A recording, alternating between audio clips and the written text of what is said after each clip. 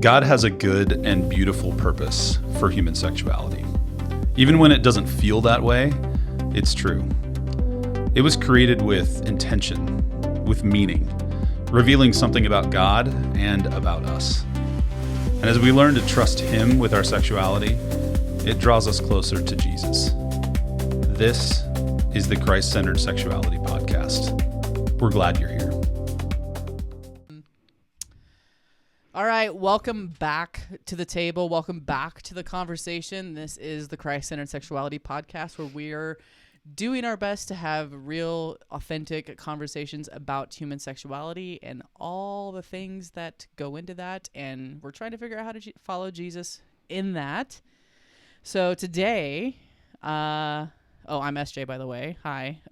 Today I am joined by Today I am joined by my friend. What is the language there? Today I'm joined by. Joined by. Okay. Today we get the presence of Katie. Katie is a dear friend of mine.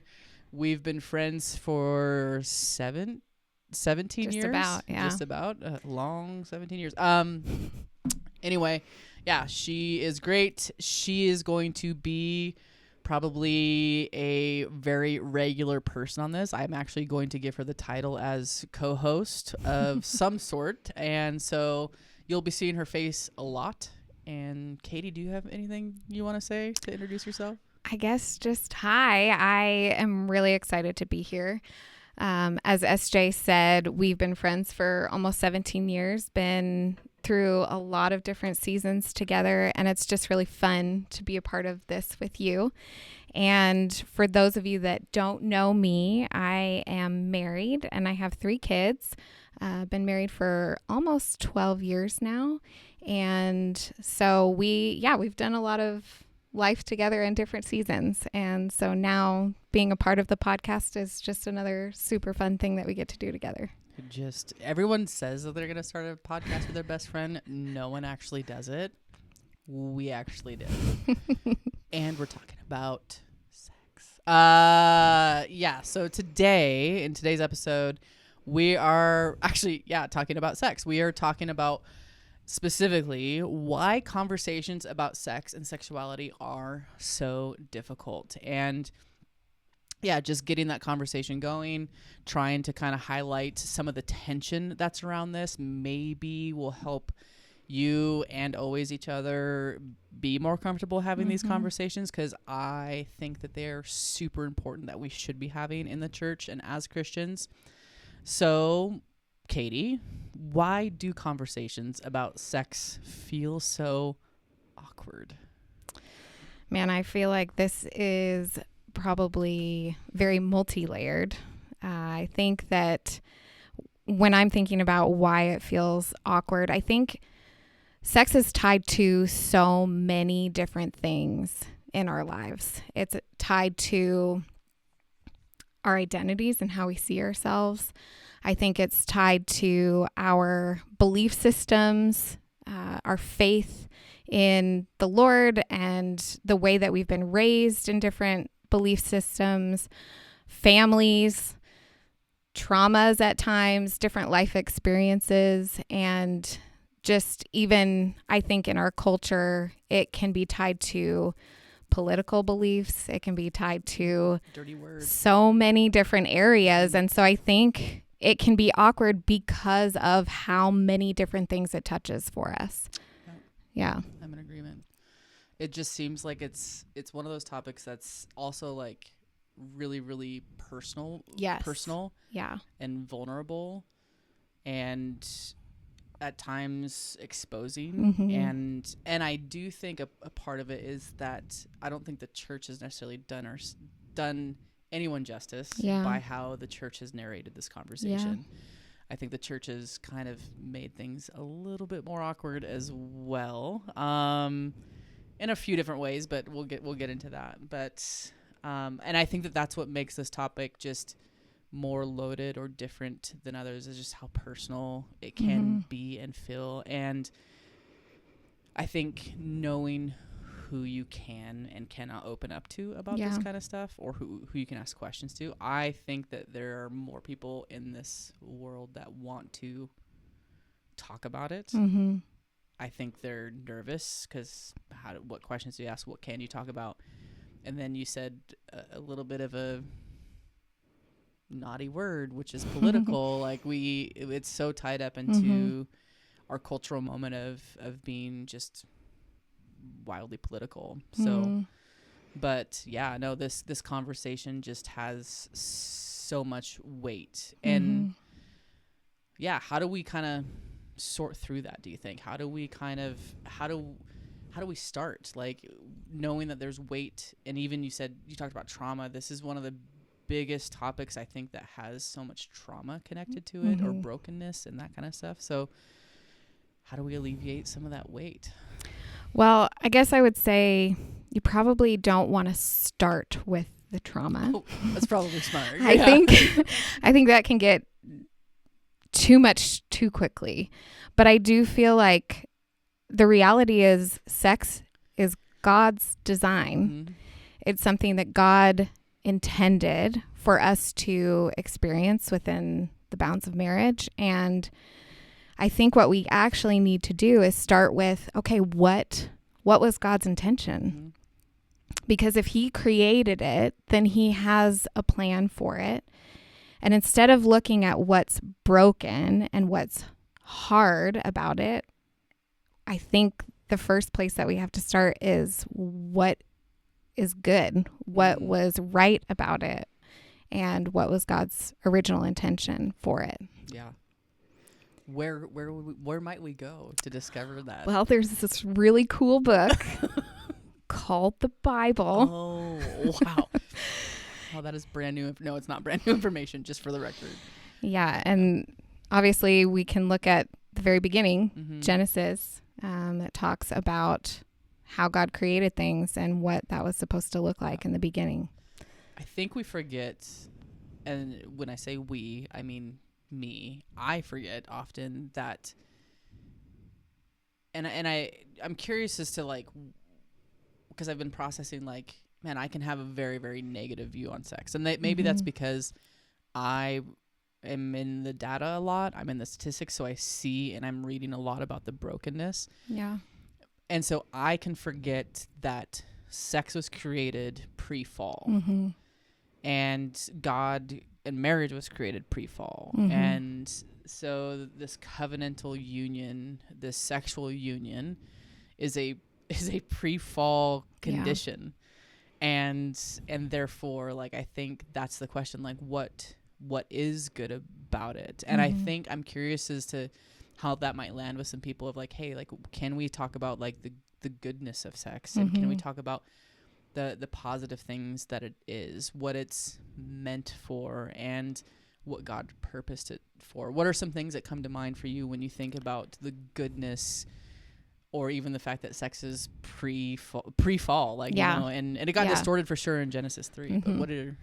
Well, I'll just be honest. I feel like this is kind of an ongoing journey for me. I think, you know, like a lot of us, and maybe all of us in our culture today, I am not untouched by sexual brokenness. And so I think for me, I'm honestly still on this journey to even look at all the beautiful things about sex, because like you said, I think there is so much in our world that points us to the question of, man,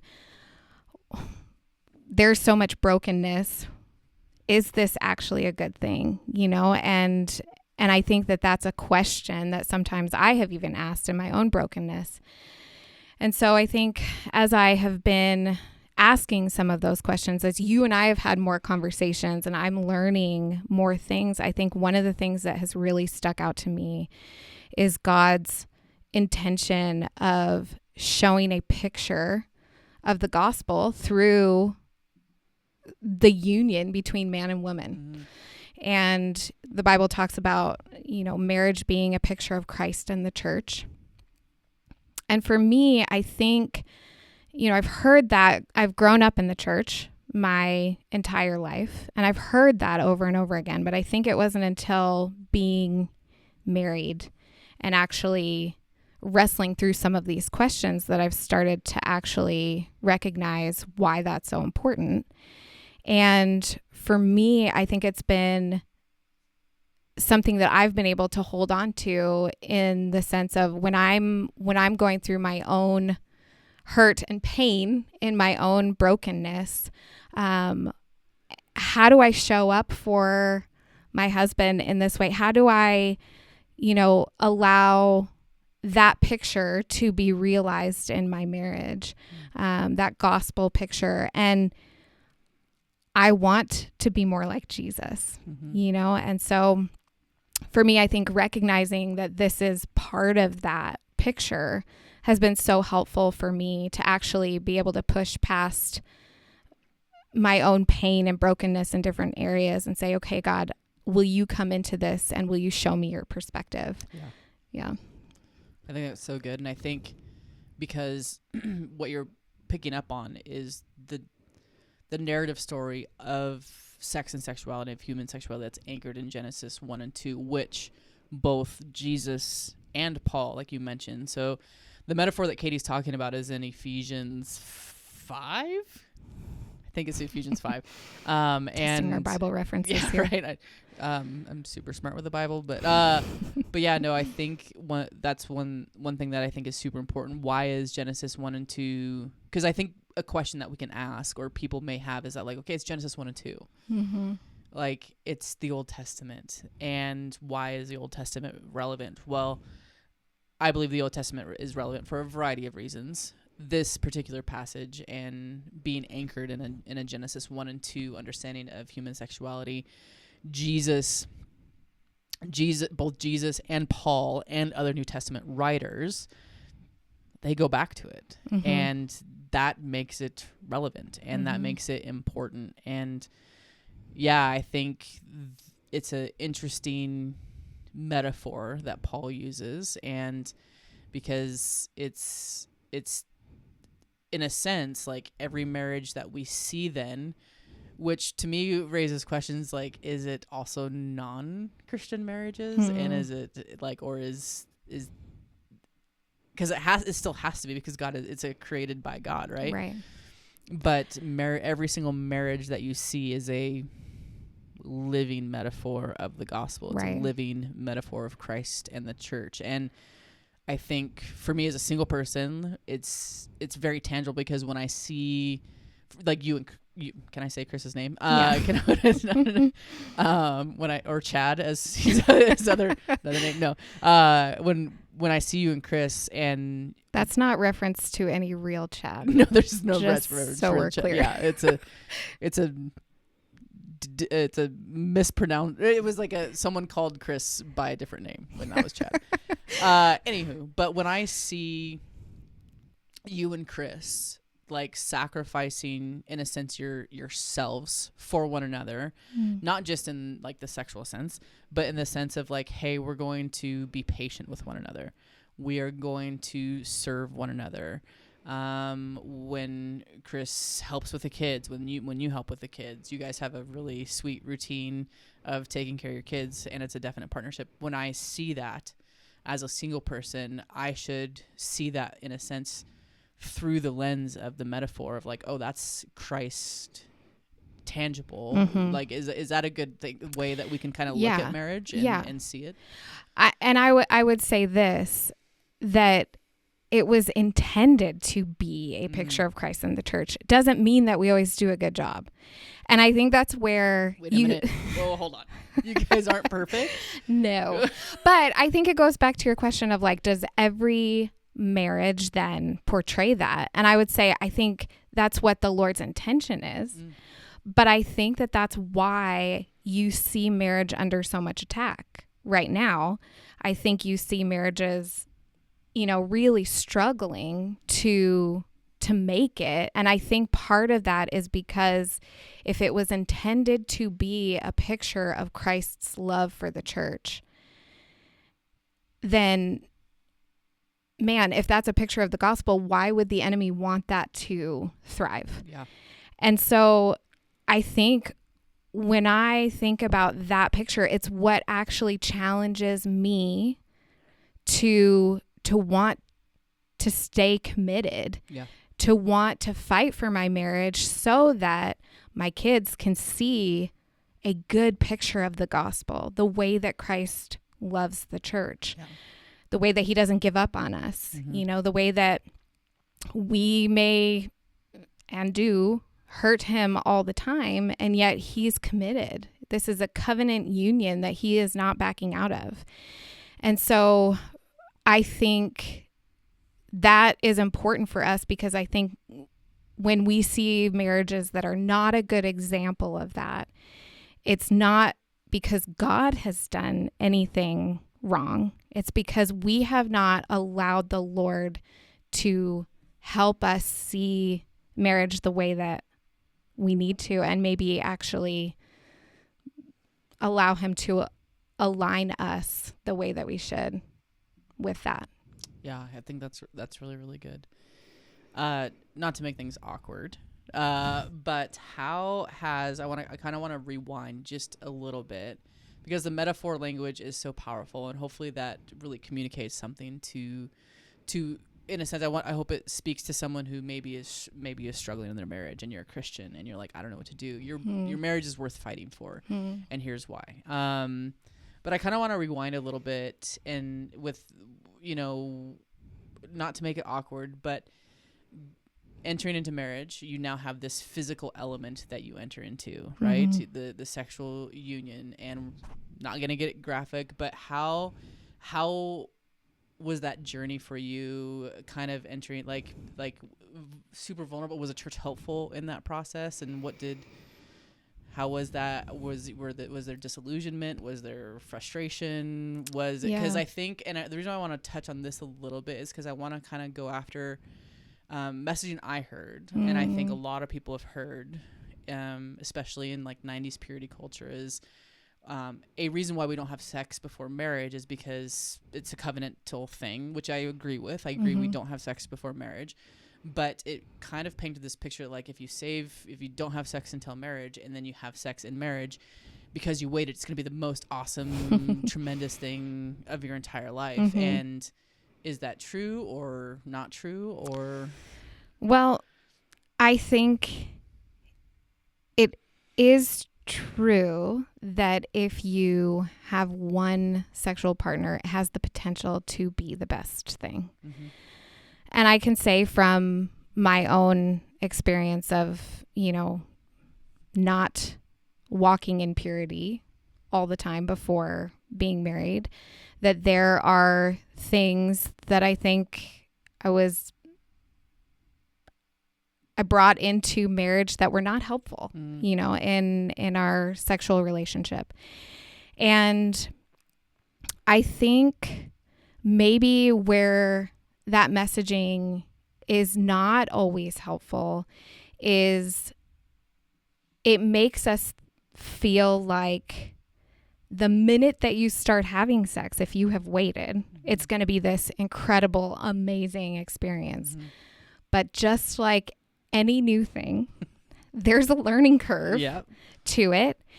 And I think that is something that doesn't get talked about enough. And I think that it can be really disillusioning for people when they get into marriage and it's like, this isn't super easy. I think for so many people, there's, again, multiple layers that can make their sexual lives a little more difficult. And I think if we were more open about some of the pitfalls that people can fall into before marriage that will disrupt your sex life after marriage, whether it's pornography or, sin issues in any way, shape, or form. That objectification of. Oh, yeah. Yeah. Well, yeah. So trauma, all of those things can be contributors. Now, we serve a redeeming God. Yeah, absolutely. And so that's not a death sentence for your marriage at all. But I think we need to be better at talking about why these things are important. And I guess the difficulty that you can have even when you are married in a monogamous relationship.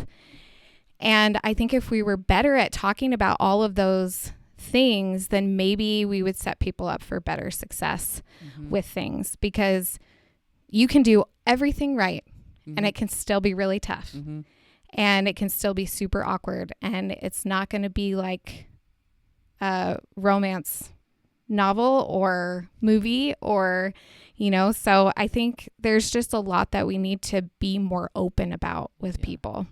I think like what you said, something that was so key, like how do we just start engaging in conversations around this?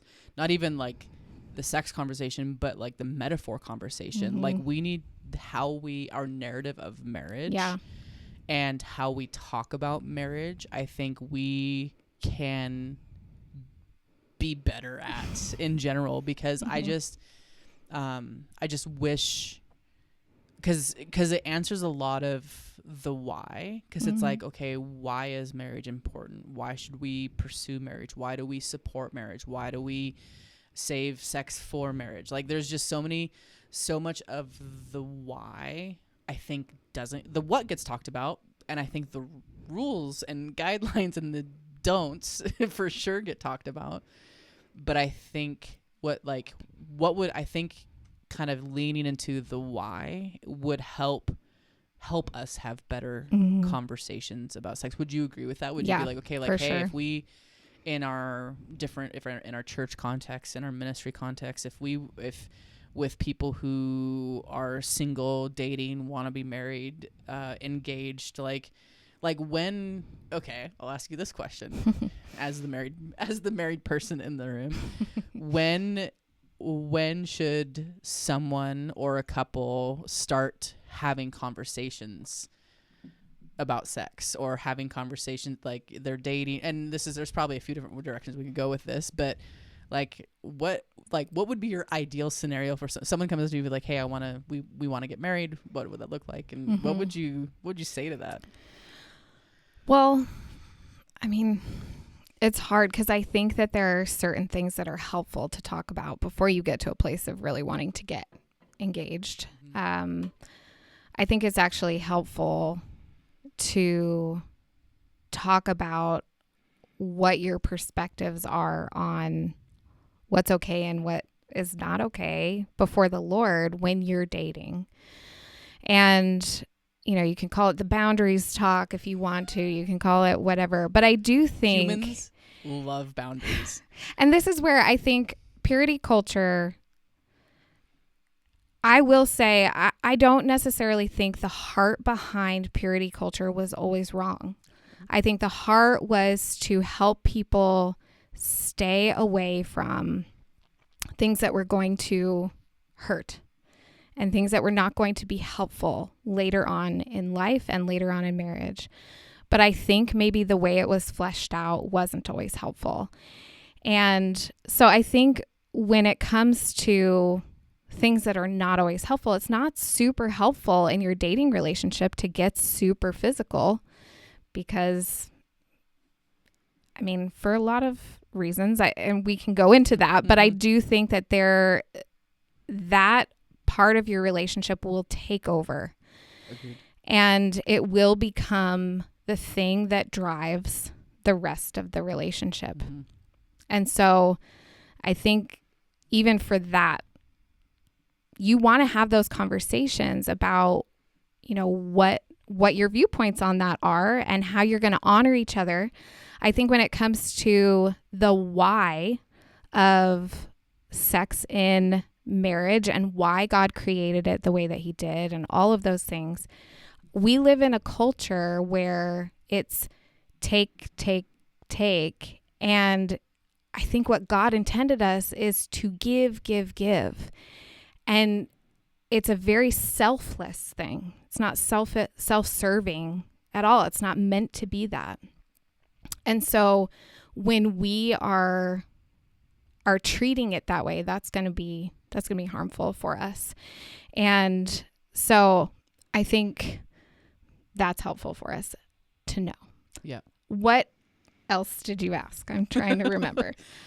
No, I think, I mean, it's just like, what would, like, in a sense, it's like, what questions should a dating couple, like, if they want to get married, if they want to, or an engaged couple. Yeah. I want to talk, like, highlight something that you said, like, the physical will take over.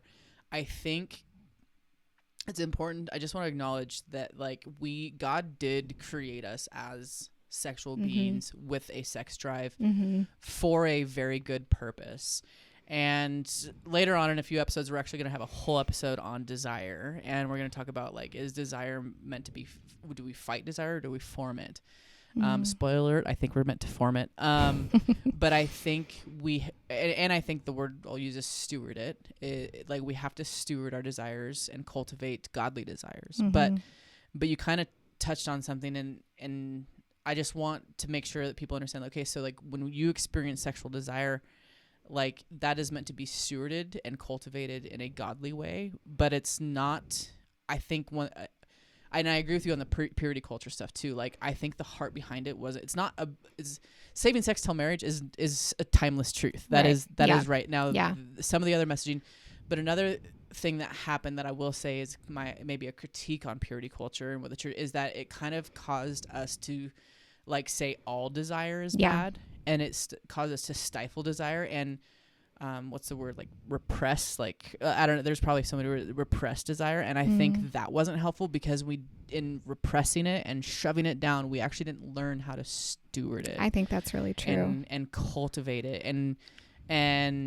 I think largely it's kind of a product of where the church was at. Like, we didn't necessarily know how to cultivate it healthily. Right. We didn't know how to steward it well, and so the answer is, like, well, just don't think about it. Right. Yeah. And so I think, but that caused people to walk in secrecy, exactly, instead of openness and vulnerability at times. Yeah. So I think I agree. Like, purity culture, I think the intention wasn't, the heart wasn't necessarily always bad.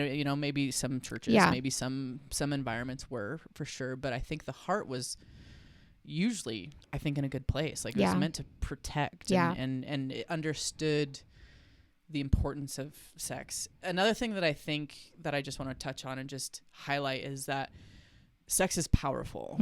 Our sexual desires are actually really powerful. And I think there's, like, at least in my experience of, like, studying and researching this, I think there is a lack of that understanding in the Christian world. Like, it's like people don't understand, like, hey, this is actually something super powerful in your life, and and I think it's powerful because it has the ability, when we engage in sexual behavior, and I have a thing where I say sexual behavior is marriage behavior. Katie's probably heard me say it a lot, but sexual behavior is marriage behavior, and I say that because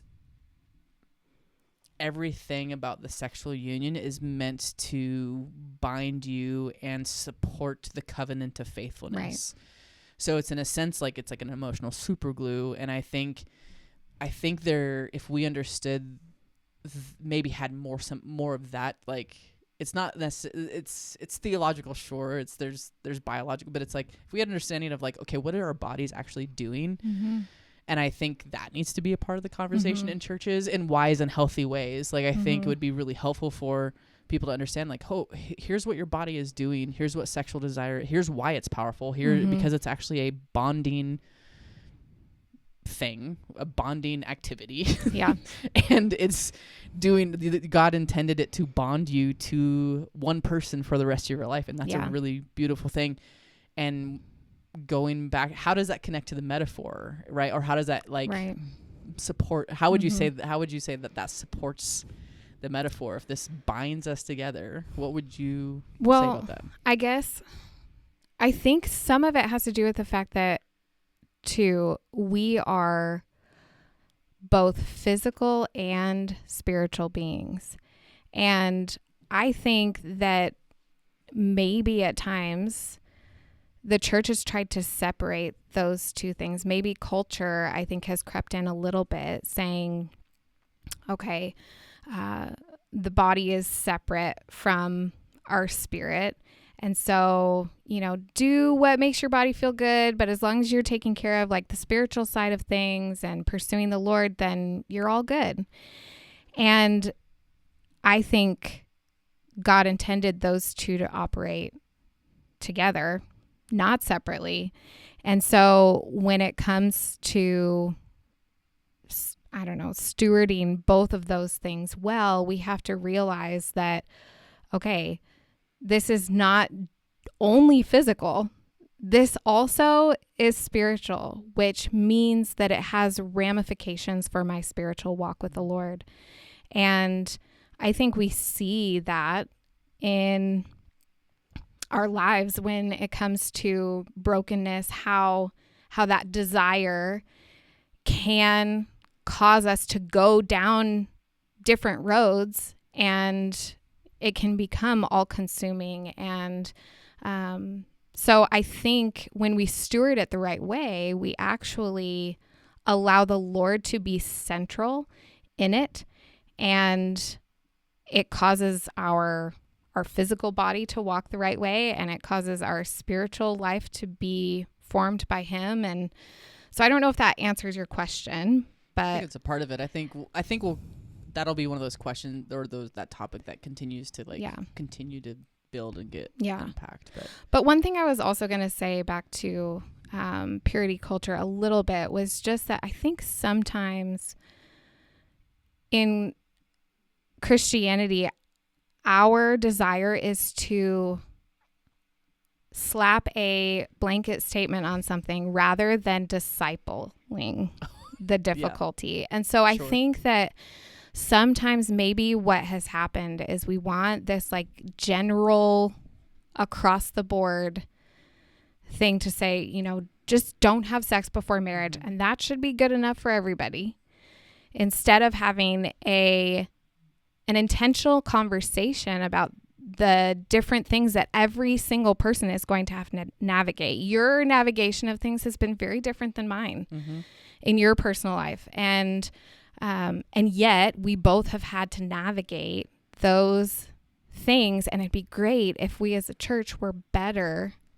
at intentionally discipling each different situation. So, or what? Okay, so what would that look like? Like, what if you could look at a church? And I think there's probably two groups that we could talk about. We could talk to, in a sense, church leadership. Like, hey, what kind of, like, here's what would you like to see church leadership like start to engage with, or what kind of environment would you like to see a church kind of set up to be talking about this stuff? So there's part A of this question, and then part B of this question is like personal ownership, right? Because I think I don't want to put it all on the church. I think our journeys are a part of it, and so there's two parts to that question. Like, what helps us take personal ownership and engage this conversation, this what potentially awkward conversation, like whatever season of life you're in, whether you're single, dating, engaged, married, newly married, married 20 years, 30 years, whatever,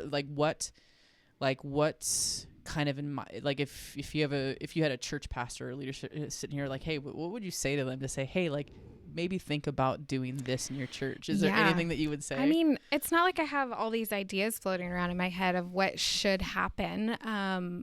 But I wonder if there's things that we could do with some of our dating people. I really think that bottom line is, for our own individual selves, we need to be in the Word. We need to study the Word. We need to actually know, what does God think about all of this stuff? It's easy to go to church and be fed different things, but we actually have a personal responsibility as we grow and mature in the Lord to actually take on our faith in ownership and say, okay, it's not just my pastor that's going to be walking me through scripture. It's me and the Lord. We're going to go through this together. I'm going to learn how to study it and decipher what it says and what it means. And so part of me is like thinking, okay, how do we get people to a place where they know how to do that?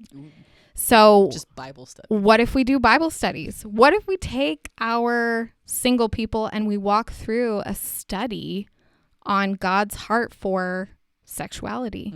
or God's heart for marriage or singleness, or, and you and I have talked about this a little bit too, and it comes to this entire topic, but there are 4 main theologies that I think there are when it comes to this. And it's like the theology of marriage, the theology of singleness, the theology of sex, and the theology of, what do we call it? The body.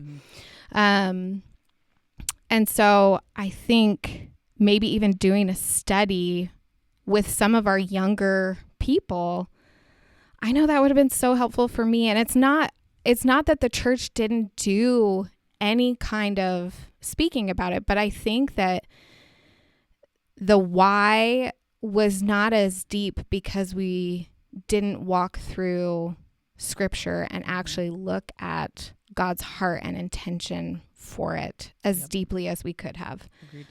So.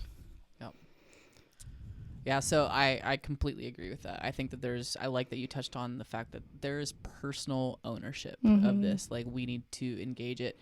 I would say if there is a church and you are a church leader, I would say, like, hey, you might want to think about doing something on human sexuality. Whether I don't know how your church functions, but you need to be teaching on it from the front, and you need to be teaching on it on like a small group level. Yeah, and it needs to be something I think leadership needs to be on the same page with it. And I will just make sure that this is clear. I think one of the hardest things that I can see statistically with this area is the statistics on pornography, and specifically pornography in the church. And I think we're doing our fellow human beings by not having ministries and programs in our local churches that help with pornography. And we're doing them a disservice. We're doing a disservice because people, I think, want to talk about it. I think people want to be free of pornography. They don't want to be plagued by their struggles anymore, and they need a landing place. They need somewhere they can talk about it. And so, we just need to get to a place to where we can start naming the awkwardness and having the conversations. If you are going to a church and they haven't done any teaching on human sexuality, I would encourage you to ask, like, hey, what do we believe about this, and what should we believe about this? What is this metaphor thing that Paul talks about in Ephesians 5? What is the purpose of marriage? Why did God create it? I think we should be asking and deeply thinking and researching and studying these things. And with that, like, what kind of environment helps people kind of open up and be willing to talk about it? I think right off the top of my head is that an environment that promotes redemption, not shame. Yeah. And maybe, I don't know if those two, but like, if you have a environment that cultivates like judgmentalness, is that a word? Yes. Or that is shame, because and a way we can alleviate shame is to make sure that we understand that we're all sexually broken.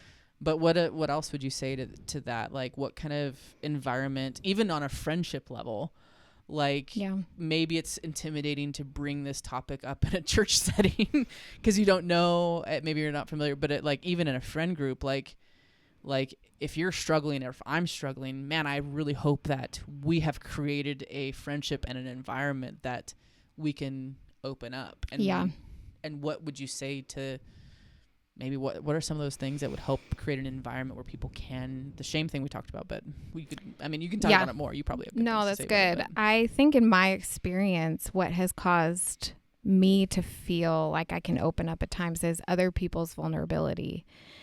And I think that obviously when you're in a position of leadership, hopefully you are on a journey of not being perfect, but also growing in the areas that you may struggle in.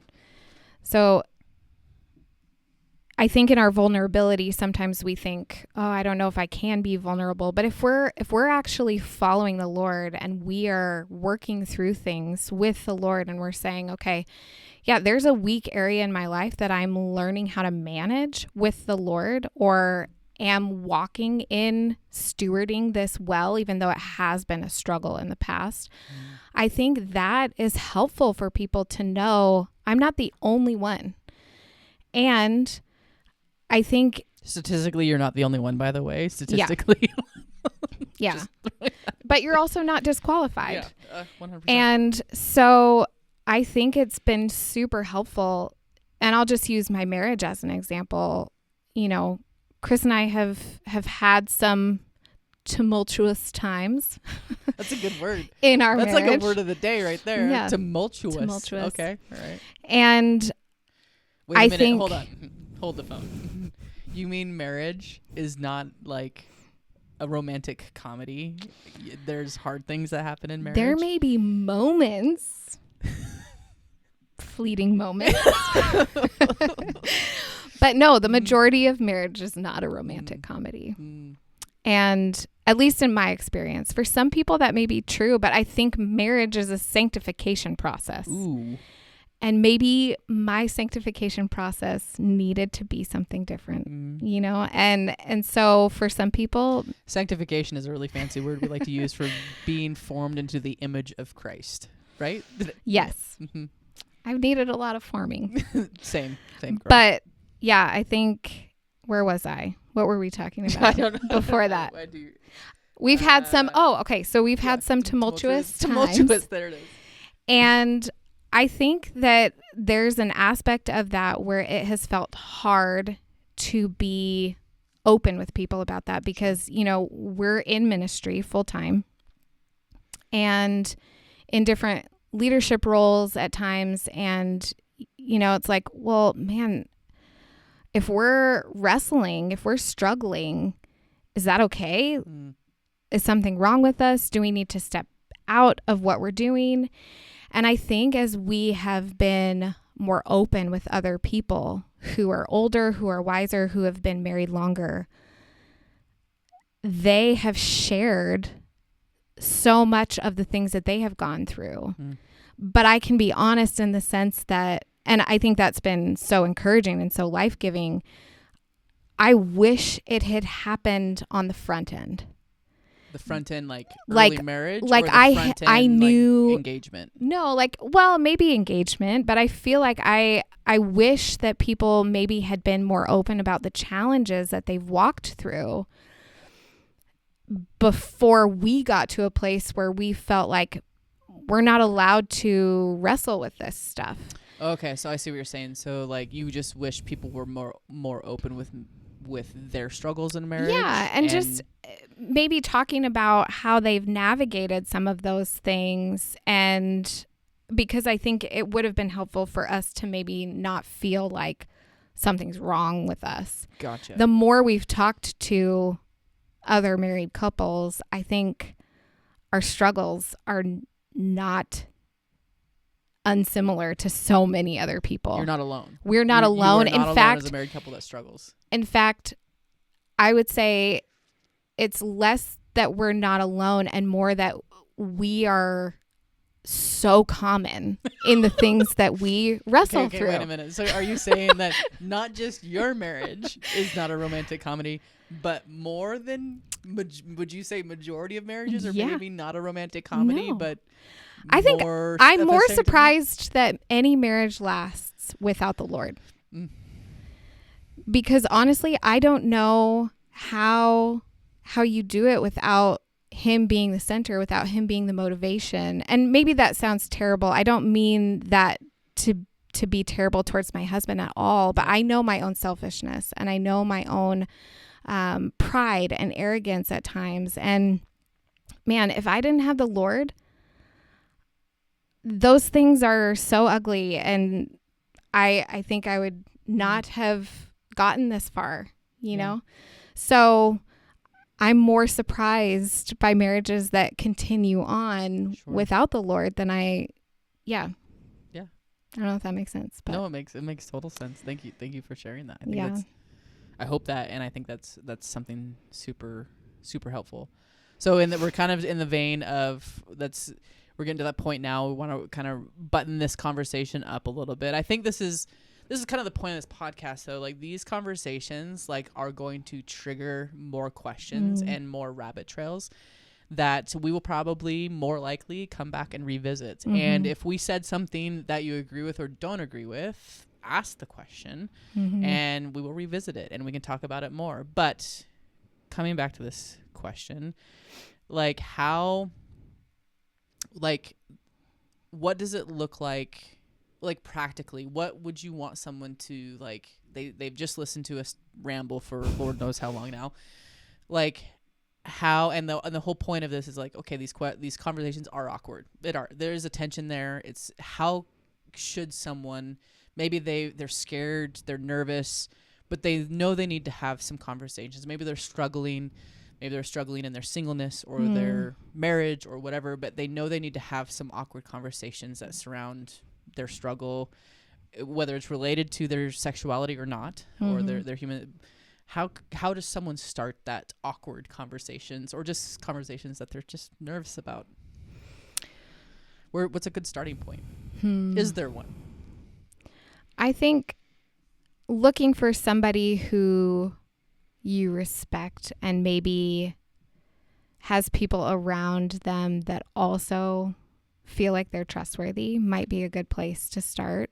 And hopefully you have people like that in your life. But I would say if you don't, maybe looking for people that are trusted by other people, people that other people feel safe around. And maybe looking for people that are also willing to be vulnerable, but also have a knowledge of the word, and you would trust their wise counsel about things. And yeah, I think it's hard to be vulnerable and step out and ask those questions. But I think even just saying, hey, this is where I'm at. I need somebody to talk to about these things. I have questions. And maybe even if that person could point you in the direction of somebody, sure. They don't necessarily have to be that person, and maybe they wouldn't feel comfortable being that person for you. But I think you could ask the question, where would I go to learn more about some of these things? Yeah. I think people want to help people find out the answers to the things that they have questions for. And maybe just stepping out in that vulnerability is the first step. Just saying, I have questions. You don't even have to go into detail about them. You can just say, I have questions. I've been thinking about some of this stuff personally. How can I find out more? Who would be a trusted person to talk to? Yeah. I don't know. Yeah, I think you said some really key things there, like someone who's grounded in the scripture, because we do want to be people who take scripture seriously and hold it as authoritative. And so if you see someone that has just a robust relationship with the word of God is good. I think you said something like, are they trustworthy, but are they trusted by others? I think that's a good way to tell if someone is trustworthy. For me, some of the starting point for my journey, I honestly just started praying people in. I knew I needed connection. I knew I needed vulnerability, and I knew I needed to talk about some of this stuff. And so I honestly just started praying for genuine friendship connection with people who love Jesus. And this one came into the picture, so be careful what you pray for. No, I'm kidding. But yeah, I think you praying about it, looking at your current, and just start. I mean, there's no secret equation. I think you and I just got bold. It takes some courage too, and be like, hey, do you ever struggle with this, or what are your thoughts on this, just to start generating the conversation. And I would say too, our friendship developed a little bit over time. I think we didn't go super deep right away. Agreed. Yep. There was a lot of fun and a lot of shared experience getting to know each other in those ways. Trust building. And then there was a moment where it felt right to share more. And so I think in that, I think our tendency sometimes is to be over vulnerable before we're ready to. And sometimes that can produce a little bit of pain when people aren't necessarily ready to hold that with us. And so I would say, or they're the right person to hold it with you. They might be the right person to hold it with you, but maybe just trust the process with that. And maybe it's right to go slow with building some of those relationships. Maybe it's right to jump straight into that. But asking the Lord for maybe that discernment and trusting that he'll give you the green light, and like if you've been friends with someone for a while and you're sensing that like, okay, maybe it's time we what's her name? Shasta? Is that her name? The Frientimacy chick. Oh, yeah. So is that her name? Shasta? Yeah, Shasta. So it's a great TED Talk on YouTube. She talks called about Frientimacy. There you go. And she talks about like leveling up in vulnerability. And I will say for this conversation on human sexuality, on sex, sexual brokenness, our struggles, whatever, this is one of those conversations that is potentially a leveling up conversation because it is. So like we said at the beginning of the podcast, it is something that's wildly personal. It's weighty. It's loaded. But I think it's also okay if you have someone in your life that it's time to level up that vulnerability with and go there so that you can be vulnerable about struggles or whatever it is that you're carrying in this conversation, that you can start talking about it. But yeah, that's some places to start. We'll definitely talk more about this in friendship and relationship because this is a big part of this conversation. Yeah. And do you have any final words, Katie, on, hey, what, as this conversation is awkward, is difficult, is really vulnerable, what does it look like to keep Jesus at the center? What does it look like to follow Jesus while we're having these conversations or wanting these conversations or trying to sort through this part of our life? Maybe the thing that comes to mind for me is just recognizing that because this conversation is so layered and it hits so many different areas of our lives, I think a good thing to remind ourselves of is that only Jesus can be Jesus. And so when it comes to that awkward feeling or maybe even taking a risk on having the conversation or listening to other people talk about this and it's rubbing up against something that is painful or hard or confusing, I think the biggest thing for us to remember is that, man, only Jesus has the perfect way to say things. He has the perfect truth and the perfect wisdom. And so if we can actually help ourselves to remember that we, SJ and I, are not Jesus. We're going to make mistakes and we are going to communicate things badly at times, and other people are going to do the same thing. If we can rely on Jesus to be Jesus and love us the way that we need to be loved and hold us the way that we need to be held, we can leave space for the mess and the awkwardness of this conversation in a way that we can't otherwise, because Jesus is going to give us the acceptance and the love and the kindness and the wisdom that we won't be able to find in anybody else. Yeah, that's good. That is so good. I don't need to add any more to that, so I'm not going to. And this has been really fun. Katie, thanks for coming on. Yeah, and thanks for having me. You will be back because she is a co-host, ladies and gentlemen. So we're really excited about that. If this conversation brought up any questions, comments, or things that you want to discuss more, you can drop them in the comments. You can send Christ-Centered Sexuality an email. I'll drop that in the description below. But keep the conversation going, and hopefully you find a way to find Jesus in all of it. So have a blessed morning, day, afternoon, wherever you're at. Have a great day. Thanks for being here. If someone came to mind while you were listening, share this with them. And wherever you are in your journey, keep trusting Jesus. He's leading you somewhere good. We'll see you next time.